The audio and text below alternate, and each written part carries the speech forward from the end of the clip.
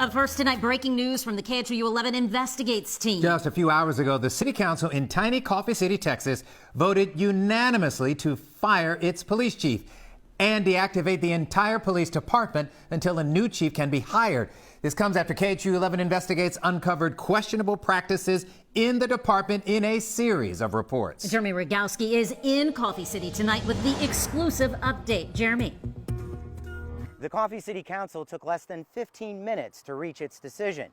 It means this tiny town of 250 people that once had 50 officers on the force now has none.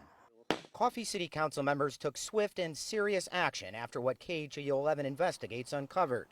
A police department that routinely hired cops with troubling work histories, hired by a chief, John J. Portillo, who had an unresolved criminal charge and who launched a questionable warrant division with officers who didn't even work in Coffee City. There was things that we weren't aware of, and that just really opened our eyes that, there's major changes that have got to be made and made quickly. Portillo had tried to email his resignation before the meeting, but council members refused to accept it and instead outright fired the chief.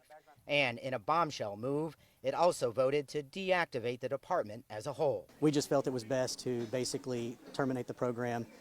That way we were able to go out, find a new chief, let him do all the proper evaluations and determine if he wants to rehire anybody or just start from scratch.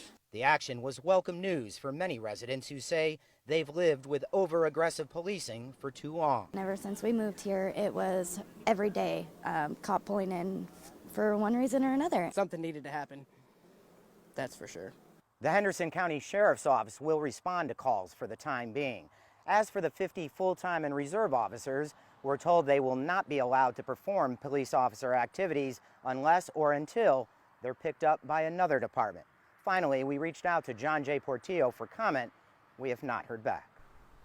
It has been quite the investigation and quite the development tonight.